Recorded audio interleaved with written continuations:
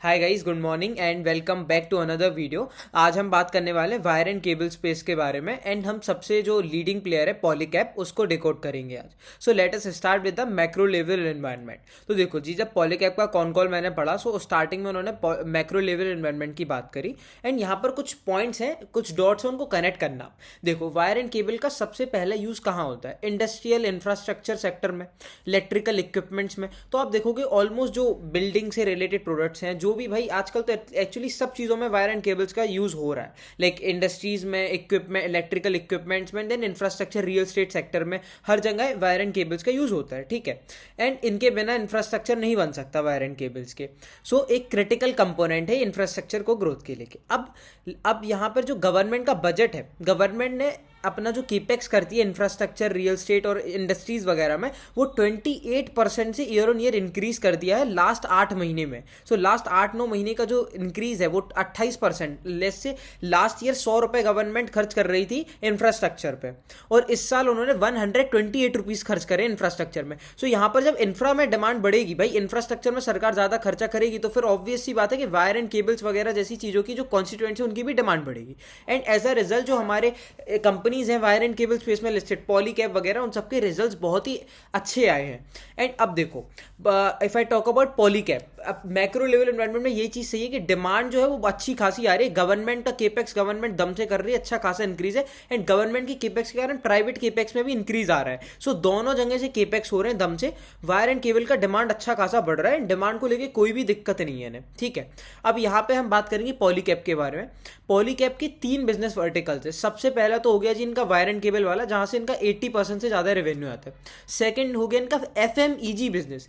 FMEG मतलब fast moving electronic goods business. इस business का मतलब होता है कि जो आपके इलेक्ट्रॉनिक फैंस वगैरह हैं, स्विच बोर्ड्स, सोलर गीजर्स वगैरह, ये सारे छोटा मोटा बिजनेस है। अराउंड शायद तक 15% बिजनेस में रेवेन्यू कंट्रीब्यूट करता है। थर्ड बिजनेस हो गया इनका EPC, engineering, procurement and construction. EPC business वही है कि बेसिकली एक कंस्ट्रक्शन टाइप का बिजनेस है, मतलब जो वायर एंड केबल से रिलेटेड इंफ्रा थोड़ा मोड़ा बनाते हैं, बहुत minor part of their revenue है। मेन जो यहाँ पर देखने की चीज़ें हैं वो 2 बिजनेसेस हैं इनका, वायर एंड केबल वाला and FMEG business. Wire and cable business में यहाँ पर अच्छी खासी ग्रोथ है इस बार। ओवरऑल अगर मैं सेल्स की बात करूँ तो पूरे बिजनेस का एज अ ग्रुप 46% से सेल्स ग्रोथ हुआ and profit after tax PAT growth था 34 से 35% के रेंज में। अब यहाँ पर हम एक चीज़ सबसे पहले देखेंगे, भाई पैट ग्रोथ जो है, आपने का सेल्स ग्रोथ 46 है, पैट ग्रोथ 35 है, तो भाई यहां पर ऑपरेटिंग डी लेवरेज मिला। कंपनी का जो सेल्स ग्रोथ है वो ज्यादा है as compare to the PAT growth, तो ऑपरेटिंग डी लेवरेज मिला। अब इसके पीछे का रीजन क्या ऑपरेटिंग डी लेवरेज का? सो रीजन है कि इनके मार्जिन डिक्लाइन हो, जो एबिटा मार्जिन थे। लास्ट टाइम ये 16% के रेंज में थे आई गेस, और इस टाइम पे ये अभी 13% क्वार्टर एंड क्वार्टर अगर आप देखोगे। और अगर आप ईयर ऑन ईयर देखोगे तो लास्ट ईयर Q3 FY25 में 14% के एबिटा मार्जिन थे, वेल इस साल के Q3 FY26 में 13% के एबिटा मार्जिन है, 12.7 to 13% के मार्जिन है। सो मार्जिन डिक्लाइन हो गए। अब मार्जिन डिक्लाइन होने का रीजन क्या है जी? रीजन 3 सिंपल रीजन कंपनी ने यहाँ पर कॉन कॉल में हमें बताया। सबसे पहला तो रीजन था कि भाई कॉपर के प्राइसेस बढ़ गए। जो इनका रॉ मटेरियल है, raw material copper and aluminium, उनके प्राइसेस में एकदम से अच्छा खासी बढ़ोतरी आ गई। अब वो प्राइसेस बढ़ गए, उसके कारण इनका क्या हुआ कि प्रोक्योरमेंट, जो रॉ मटेरियल को प्रोक्योर करते बनाने के लिए, वो कॉस्ट बढ़ गया। लेट से वो पहले 100 रुपए का कॉपर लेके आते थे एंड माल बेचते थे 150 रुपए, 150 रुपीज में। अभी वही कॉपर है ना 120 रुपीज में लेके आए, एंड वो माल जो 150 का था वो इन्होंने थोड़ा सा बस कॉस्ट बढ़ाया, वो 160 रुपीज का ही बेचा। पहले प्रॉफिट था 50 रुपए का, अब प्रॉफिट हो गया 40 रुपए का। सो ये जो डिक्लाइन आया ना, वो क्यों आया? कॉपर के प्राइसेस एकदम से बढ़ गए एंड इन्होंने कॉस्ट को एकदम से पास ऑन नहीं करा। 70 से 80% ही कॉस्ट पास ऑन करी है अभी, और प्रॉफिटेबिलिटी में इसके कारण मेजर इंपैक्ट आ चुका है। ऑपरेटिंग लेवरेज ना मिलने का रीजन, मतलब सीधा सीधा क्वेश्चन था कि भाई तुम्हें ऑपरेटिंग लेवरेज क्यों नहीं मिला? तुम्हारा वायर एंड केबल बिजनेस जो है, इनका जो पूरा सेल्स तो 46% से ग्रो हुआ, but wire and cable business है स्पेसिफिकली वो 60% से ग्रो हुआ, उसके बावजूद तुमको ऑपरेटिंग लेवरेज क्यों नहीं मिला? तो उसके पीछे का सबसे पहला रीजन जो है वो यही है कि कॉपर और एल्यूमिनियम के प्राइसेस बहुत ज्यादा बढ़ गए एकदम से, एंड ये पूरी कॉस्ट को अपने कस्टमर्स को पास ऑन नहीं कर पाए। The simple reason is this कि भाई पूरी कॉस्ट एकदम से पास ऑन नहीं कर पाए, एंड इन्होंने बोला कि भाई ये चीज हमने इसलिए करी जिससे हम अपने वॉल्यूम को प्रोटेक्ट कर सके, मार्केट शेयर को बचा सके। क्योंकि होगा क्या, लेट्स से जो छोटे मोटे प्लेयर्स है, चिरकुट, वी कॉल, मतलब डायनामिक और ये छोटे मोटे KEI वगैरह, ये सारे प्लेयर्स अपने प्रॉफिट्स को इम्पैक्ट करके कि वॉल्यूम पे खेलेंगे, मतलब ये अपने प्रॉफिट को इम्पैक्ट करेंगे, सेम प्राइस पुरानी प्राइस पे बेचेंगे माल, जिससे मार्केट शेयर कैप्चर कर पाए और पॉलीकैब का शेयर खा लें। लेकिन पॉलीकैब भी वेल है पूरे इसमें, मतलब एक समुद्र है उसमें, पॉलीकैब भी बहुत बड़ा वेल है, ठीक है। तो इसने कहा भैया तुम्हें मार्केट शेयर तो मैं खाने नहीं दूंगा, और ये इनने अपना प्राइस कम कर दिया। इन्होंने कहा कि हम भी प्राइस पूरा एकदम से पास ऑन नहीं करेंगे, धीरे धीरे करेंगे, स्टेप बाय स्टेप। अभी 70 से 80% प्राइस पास कर दिए, बाकी का जो बैलेंस है वो अगले क्वार्टर में हो जाएगा। एंड ऐसे ही करके एक एक क्वार्टर आगे बढ़ाते जाएंगे, प्राइसेस को धीरे धीरे पुश करेंगे, एकदम से पुश नहीं करेंगे, जिससे वॉल्यूम्स रोटेट कर सके, अच्छा खासा मार्केट शेयर बढ़ा सके। और एज अ रिजल्ट आप देखोगे तो जो के वगैरह साले 15 से 20% के रेंज में ग्रो करे हैं, और पॉलीकैब की बात ही अलग है, मतलब 46% से ग्रो करा। उसमें से भी वायर एंड केबल बिजनेस 60% से ग्रो करा, बहुत बड़ी चीज़ है। मतलब आप समझो 1 लाख करोड़ का मार्केट कैप है इस कंपनी का, सबसे बड़ी कंपनी इस शेयर में, सबसे ज़्यादा मार्केट शेयर के पास है, वो इतनी तेज़ी से ग्रो कर रहा है। मतलब ये वही बात हो गई कि मतलब एक हाथी तेज चल रहा है, मतलब हाथी तेज चल रहा है चींटियों से। मनीष भाई का एक ट्वीट था, उस पर मैंने देखा, मतलब हाथी तेज चल रहा है चींटियों से, ये चीज़ वैसी हो गई, ठीक है। तो ये चीज़ें वायर एंड केबल बिजनेस में अच्छा खासा ग्रोथ आया, और उसके लेकिन मार्जिन इम्पैक्ट हो गए। अब मार्जिन इम्पैक्ट होने का पहला रीजन हमने समझ लिया, कॉपर वाला प्राइसेस बढ़ गया, ये धीरे धीरे प्राइसेस को पास ऑन करेंगे। सेकंड रीजन था इस बार इनका इंस्टीट्यूशनल सेल्स बढ़ गया as compare to distribution sales. अब इंस्टीट्यूशनल सेल्स मतलब डायरेक्ट कंपनीज है रियल एस्टेट वाली, उसको ही बेच दिया इन्होंने, वैसा काम है। डायरेक्ट जब आप बेचोगे, बीच में कोई मीडिएटर नहीं होगा, तो मार्जिन कम होते हैं। मतलब आई मीन डायरेक्ट बेच दिया, इंस्टीट्यूशनल सेल्स में जनरली मार्जिन कम होते हैं। एंड डिस्ट्रीब्यूशन वाला जो नॉर्मल बिजनेस है इनका, उसमें थोड़े से टिपिकली मार्जिन ज़्यादा होते हैं, ठीक है। सो इस बार इंस्टीट्यूशनल सेल्स का अच्छा खासा ग्रोथ आया, जहाँ पर प्रॉफिटेबिलिटी में उतना अच्छा खासा ग्रोथ नहीं रहता है। सो ये एक रीज़न था, सेकेंड रीज़न।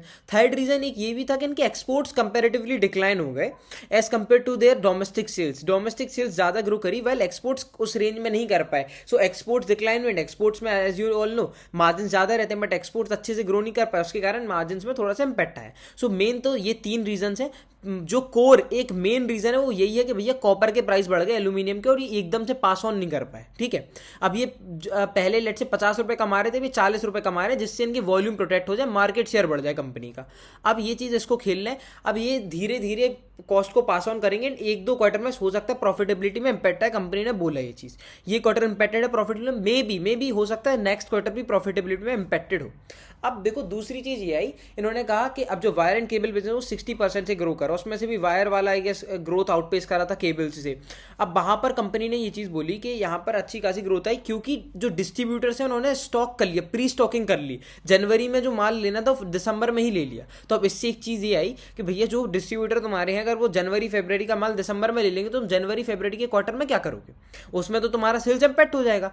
बट कंपनी ने ये चीज़ कही कि नहीं, ऐसा नहीं है। जनरली ये Q2 में भी हुआ था कि हमारे डीलर्स ने पहले प्री स्टॉकिंग कर ली थी, Q3 फिर भी हमारा रॉबस्ट गया, क्योंकि डिमांड इतनी अच्छी है।